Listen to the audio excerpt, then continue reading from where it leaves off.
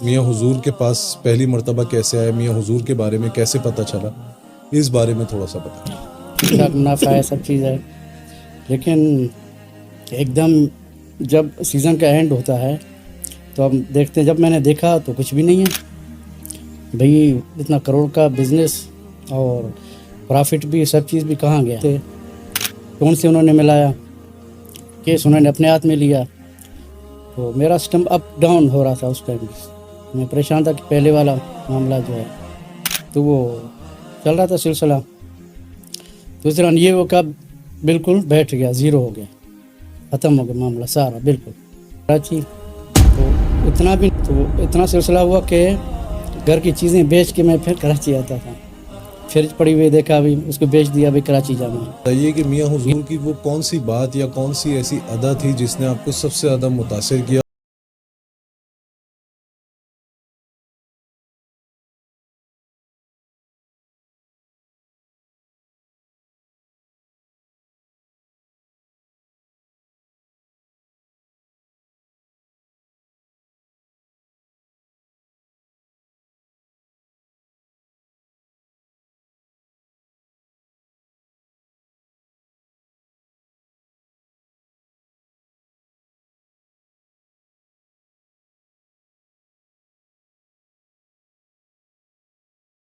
صاحبزادہ اور خلیفہ حکیم شارق احمد طارق تاریکی جہانگیری آج ایک بار پھر آپ کی خدمت میں حاضر ہوں اپنے رمضان کی اسپیشل پوڈ کاسٹ ذکر یار میں۔ جیسے کہ آپ تمام احباب جانتے ہیں کہ الحمدللہ ہر سال کی طرح اس سال بھی رمضان المبارک کے بابرکت مہینے میں ہم نے ایک بزم سجائی جس کا نام ذکر یار، اور جس کا مقصد اپنے پیر و مرشد میاں حضور دامت برکاتہم قدسیہ کی ذات مبارک بیان کرنا، اور میاں حضور کے مریدین اور خلفاؤں کے جو میاں حضور کے ساتھ تجربات رہے وہ آپ تمام احباب کے درمیان شیئر کرنا۔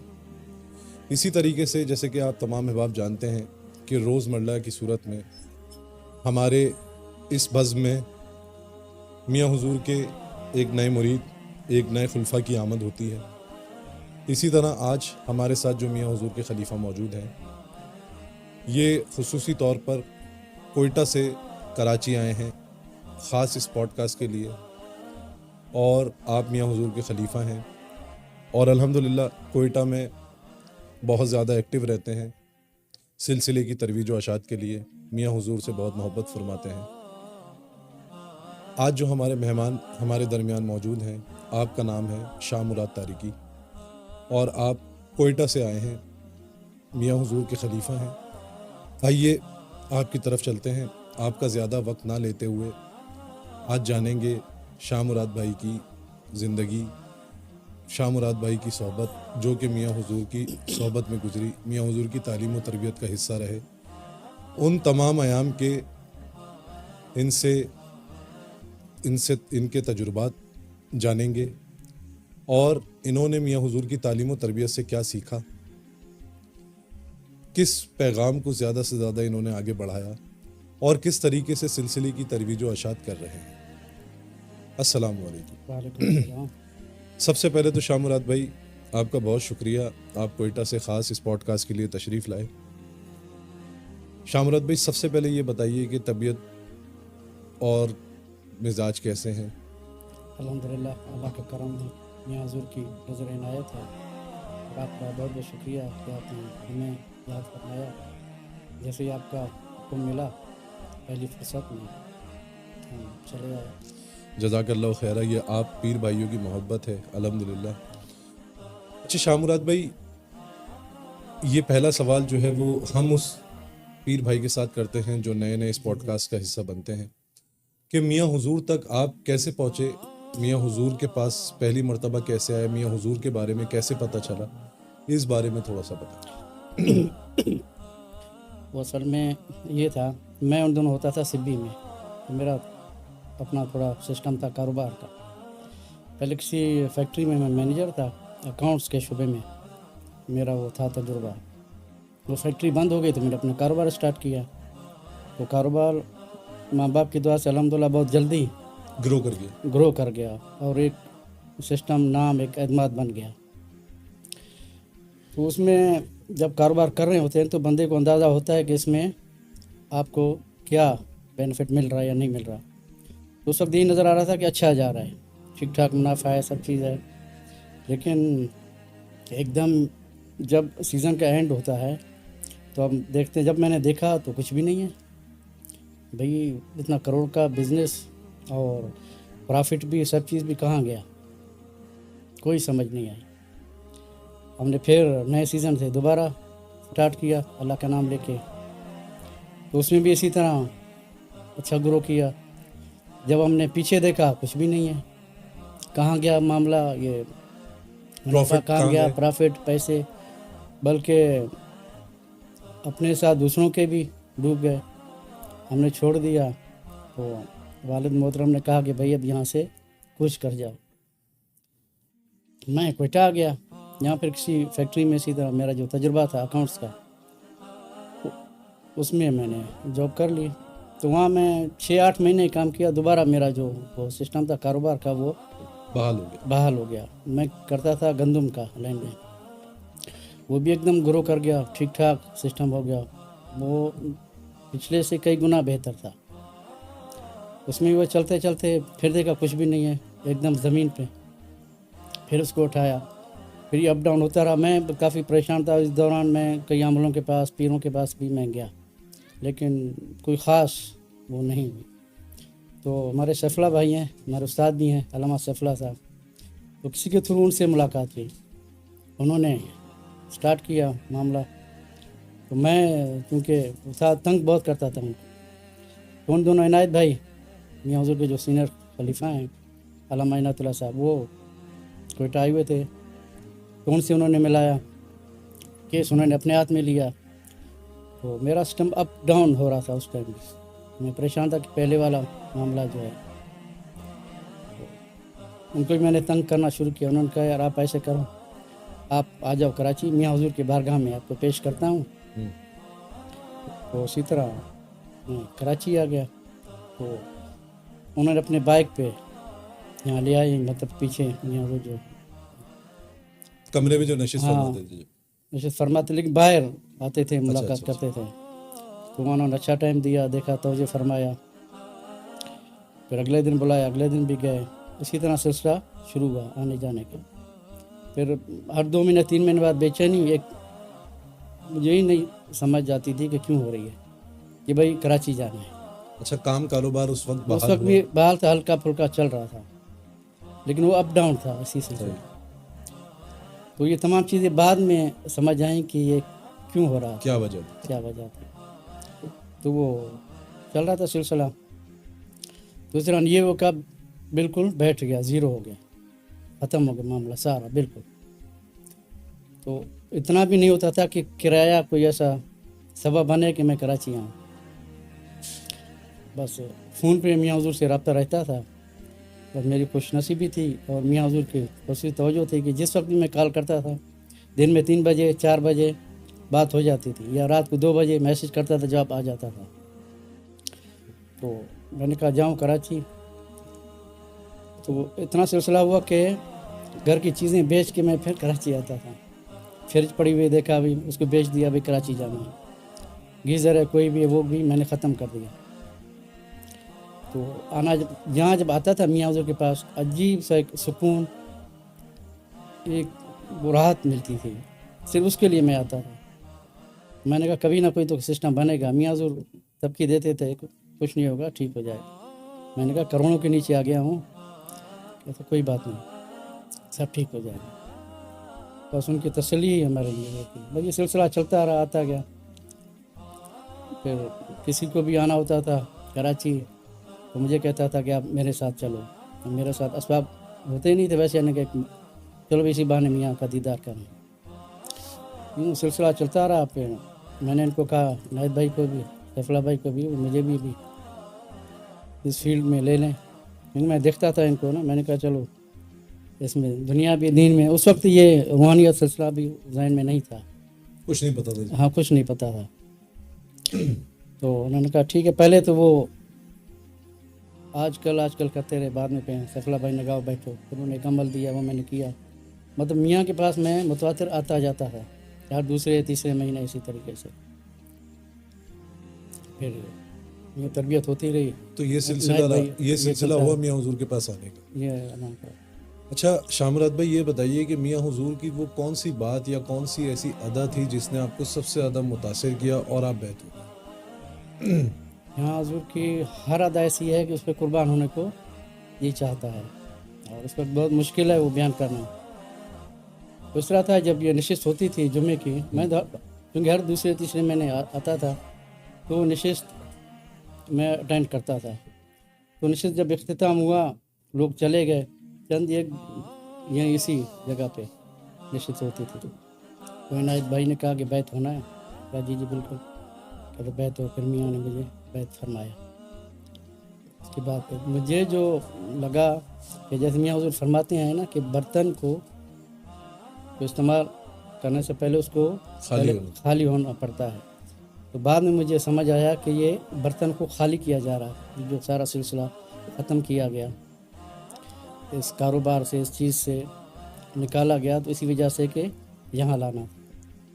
अच्छा शामरात भाई, मियाँ हुजूर से जब बैत हुए तो उसके बाद कल्बी कैफियत क्या थी, बैत होने से पहले और बैत होने के बाद? बैत होने के बाद पहले ये थी कि हम बिल्कुल दुनिया के ही थे, किसी चीज़ को कोई तमीज़ नहीं थी। तो बैत होने के बाद ये हुआ कि तड़प बढ़ गई कि जब भी दिल करता था मियाँ के पास ही जाए, दिन रात मियाँ का ही ख्याल था। हालांकि वहाँ से दुनियावी मामला से, कारोबार से बिल्कुल ज़ीरो था। अच्छा माशाल्लाह, आज जो है वो आपको जो आज आप बैठे हुए हैं, आज से कितने अरसे पहले जो है वो मियाँ हुजूर से पहली मुलाकात हुई थी और कितना अरसा हो गया मियाँ हुजूर की सोबत में? मियाँ हुजूर से पहली मुलाकात 2009-10 में हुई थी। 15-16 साल का अरसा गुजर गया। हाँ तकरीबन 16-17 साल हो। अच्छा शाम मुराद भाई, ये बताइए कि 15-16 साल के अरसे में आपने मियाँ हुजूर जो तालीम और तरबियत का सिलसिला करते हैं, जो हफ्तावार जुम्मे की नशिस्त होती है, उसमें आप क्या समझते हैं कि मियाँ हुजूर का क्या विज़न होता है, मियाँ हुजूर की क्या कोशिश होती है कि अपने मुरीदीन में, मुहिब्बीन में, सालिकीन में, नए आने वाले लोगों में क्या मैसेज जो है वो मियाँ हुजूर ज़्यादा से ज़्यादा कन्वे या उनको तक पहुँचाने की कोशिश करते हैं? जो मैं समझ पाया हूँ कि लोगों को अल्लाह की तरफ उनका रुजू हो जाए। जो आजकल के हालात हैं वो नफसी है, जो आप देख रहे हैं शैतानियत कितनी बढ़ती जा रही है। तो जो मैंने नोट किया है यही है कि अल्लाह की तरफ रुजू करें। कि मैंने ये नहीं देखा कि मियाँ ने किसी भी चीज़ को अपने ज़ाती नफ़े के लिए या अपनी ज़ात के लिए किया हो। तो उनका यही था कि लोग ज़्यादा से ज़्यादा अल्लाह से जुड़ें और मखलूक की खिदमत करें। तो हमें भी जब कोयटा तशरीफ़ लाए तो मियाँ हुजूर ने यही फरमाया था कि खल्क़ की खिदमत करो बिला किसी इम्तियाज़ के, चाहे वो हिंदू है, चाहे वो मुसलमान है, किसी भी मज़हब से उसका ताल्लुक़ है। वो आप लोग के पास आता है तो आपने उसकी दिलजोई करनी है, जो भी उनकी ज़रूरत जितना आप कर सकते हैं उनकी आप करें।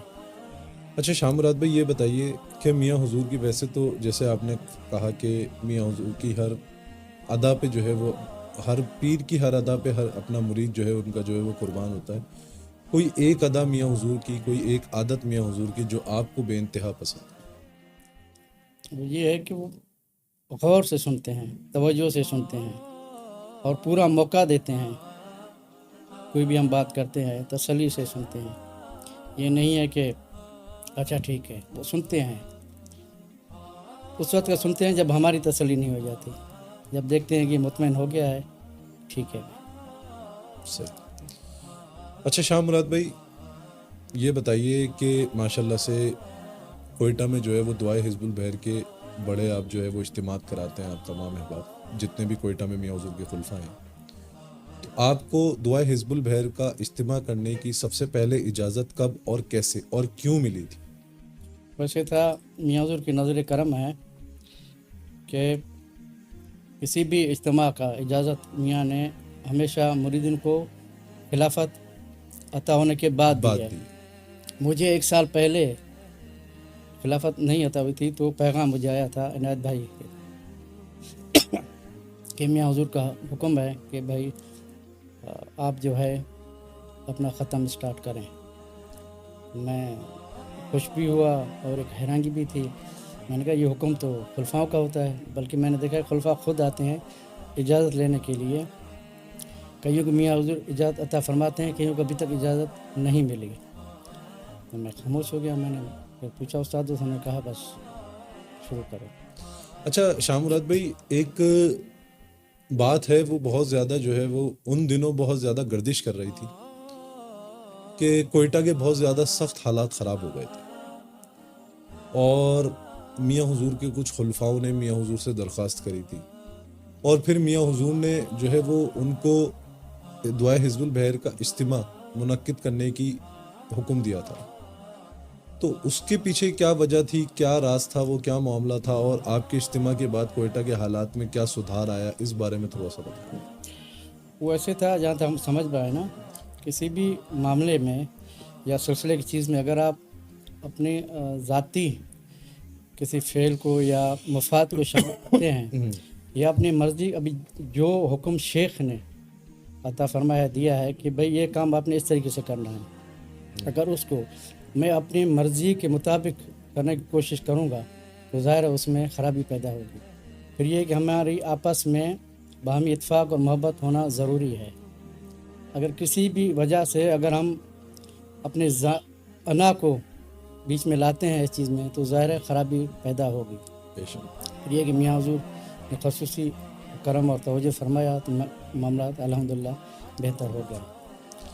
اچھا شاہ مراد بھائی، یہ بتائیے کہ ماشاءاللہ سے آپ کو تقریباً 16 سے 17 سال ہونے والے ہیں میاں حضور کی صحبت میں، تو ایسے بیشتر موڑ آئے ہوں گے جس میں میاں حضور کی روحانی امداد حاصل ہوئی ہوگی، کوئی ایسا واقعہ جس میں میاں حضور کا تصرفات دیکھنے کو ملے ہوں، میاں حضور کی باطنی مدد حاصل ہوئی ہو، اس طرح کے اگر کچھ واقعات ہیں اور آپ عوام الناس تک پہنچانا چاہتے ہیں، ان کو بتانا چاہتے ہیں تو آپ بتائیں۔ شارق بھائی، اس طرح ہے کہ کئی ایسے معاملات ہوتے ہیں جن کو پبلک میں نہیں لایا جا سکتا، ایسے تو کافی ہے۔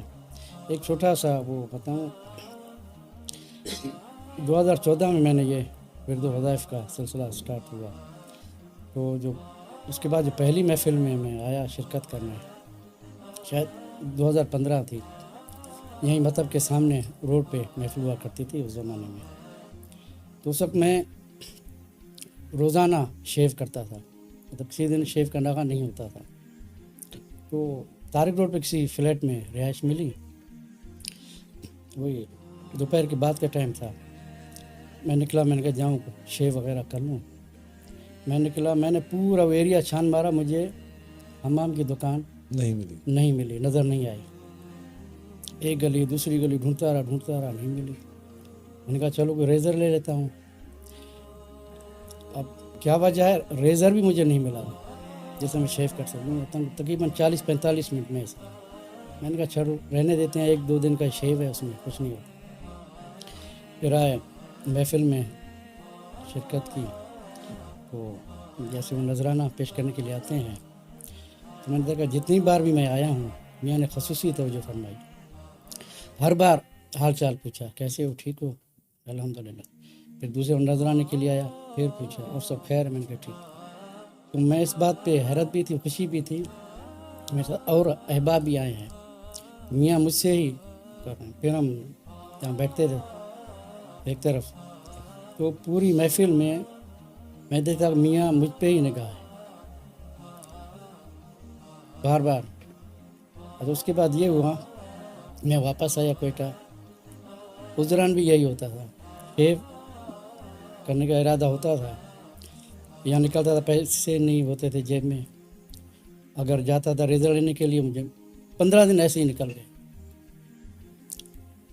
پھر میں آئینے کے سامنے خود کو دیکھا تو 15 دن کی شیو بڑی ہوئی تھی، میں نے کہا ابھی نہیں۔ تو میں نے سوچا یہ اوپر سے حکم ہے، ایسا ہو ہی نہیں سکتا کہ آپ کو کہیں سے ریزر نہیں ملے یا اس طرح کوئی معاملات ہو، آپ کچھ بھی ہو شیو نہ کر پائیں۔ پھر اس کے بعد میں نے ہاتھ نہیں لگا، شیو نہیں کی شو۔ میں نے کہا یہ پھر میاں کی نظر ہی تھی کہ اس کو۔ اور کوئی واقعہ بتانا چاہتا ہوں؟ اور تو کافی ہیں۔ ایک تو معاملات ایسے تھے کہ باہر کے الحمدللہ میاں کی نظر کرم ہے، کیس مجھے کافی ملتے ہیں۔ تو वैसे मैंने देखे हैं जो मुझे केस मिले हैं, वो कहते हैं हम अच्छे अच्छे अमलीन के पास, पीर साहबान के पास गए हैं, उनको अपना मुद्दा बयान करते हैं और सुनते हैं, ठीक है अच्छा हो जाएगा। दोबारा रब्ता करते वो नंबर ही बंद कर देते हैं, नंबर ही ब्लॉक, या कहते हैं हमसे नहीं होता। हमसे रब्ता करते हैं अभी भी अल्हम्दुलिल्लाह, जो जहाँ से जैसा भी केस हो हम कहते हैं बस अल्लाह करम फरमाएगा, मियाँ हुज़ूर का नज़र करम होगा, ठीक हो जाएगा।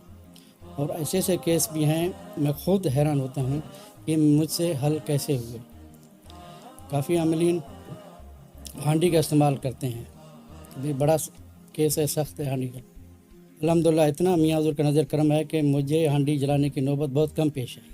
चंद ही केसों में बहुत मजबूरी हुई, भाई 6 महीना हो गया है, 8 महीना, अभी इसको हल कर दो, नहीं तो 40 दिन, 1.5 महीने, 2 महीने में अल्हम्दुलिल्लाह मामला हल हो जाता है।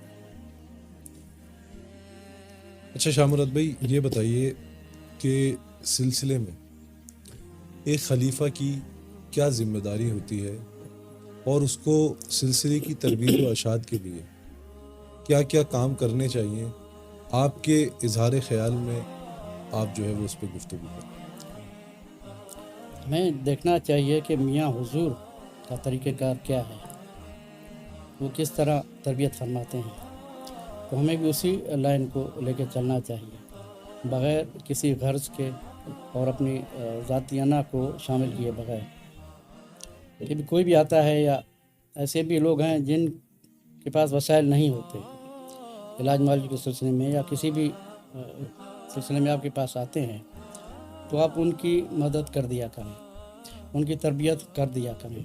अब जैसे मियाँ हुज़ूर जो भी जाता है समंदर है, कुछ भी मांगे अता कर देते हैं। तो हम यही चाहिए कि जैसे मियाँ हुज़ूर दर्स उनका है कि इखलाक अपना दुरुस्त करें, कि मेन चीज़ इखलाक ही है, और किसी भी चीज़ को बग़ैर किसी गर्ज़ या लालच के, ज़रूरियात इंसान की तो ज़ाहिर है जो इंसान के हैं वो तो चाहिए होती हैं, बाकी है कि दुनिया के लालच में न पड़ें, अपना जो भी है सिलसिले को जितना भी आपका समझ बूझ है, जितनी आपकी इस्तात है, उसके मुताबिक सिलसिले को लेके चलें, लोगों को अल्लाह की तरफ लाने के लिए, जिस तरह मियाँ हुज़ूर कहिए कि लोगों को ज़्यादा से ज़्यादा अल्लाह की तरफ जोड़ते हैं, तो हमें भी यही करना चाहिए कि लोगों को ऐसी तालीम और अपना जो अखलाक इस तरह रखें कि लोग आपको देख के सिलसिले की तरफ आएँ और अल्लाह और उसके रसूल से जुड़े। अच्छा शाह मुराद भाई, आपसे आखिरी सवाल है कि वो मुरीदीन, मुहिब्बीन, सालिकीन जो नए नए जो है वो दाखिला सिलसिला मुरीद हो रहे हैं, नए नए लोग जो है वो सिलसिले में शामिल हो रहे हैं, उनके लिए कोई नसीहत करना चाहते हैं, उनको कोई पैगाम देना चाहते हैं, तो आप दे सकते हैं। के लिए ये है कि सिलसिले से जुड़े रहें, क्योंकि आजकल ये सोशल मीडिया का दौर है। ये तो हमारी खुशनसीबी है कि इस दौर में हमें अल्लाह ताला ने ऐसी बरगज़ीदा शख्सियत अता की है, जो मैं समझता हूँ शायद ही कोई इस दुनिया में है, मियाँ हुज़ूर जैसी कोई शख्सियत, कि जो भी जाता है वो सैर होके आता है। तो सिलसिले से जुड़े रहें। जैसे अभी इस नशिस्त में मियाँ हुज़ूर ने फरमाया था कि जब आप मुरीद बनते हैं तो शजरा अपना पढ़ा करें, और उसमें जो भी मामूलात हैं, मशाइख हैं, उन्हीं को लेके चलें, तो इंशाल्लाह आपको किसी और वज़ाइफ की ज़रूरत नहीं पड़ेगी। ठीक है, जज़ाकल्लाह शाह मुराद भाई, आप आए, आपने टाइम दिया। इसी के साथ साथ आज हम इस प्रोग्राम का, इस पॉडकास्ट का जो है वो इख्तिताम करते हैं, और इंशाअल्लाह ताला कल एक बार फिर आपसे मुलाकात होगी एक नए पीर भाई के साथ, एक नए तजुर्बे के साथ। जब तक के लिए मुझे इजाज़त दें, अपनी दुआओं में मुझे याद रखें। जज़ाकल्लाहु खैरा। अस्सलामु अलैकुम व रहमतुल्लाह।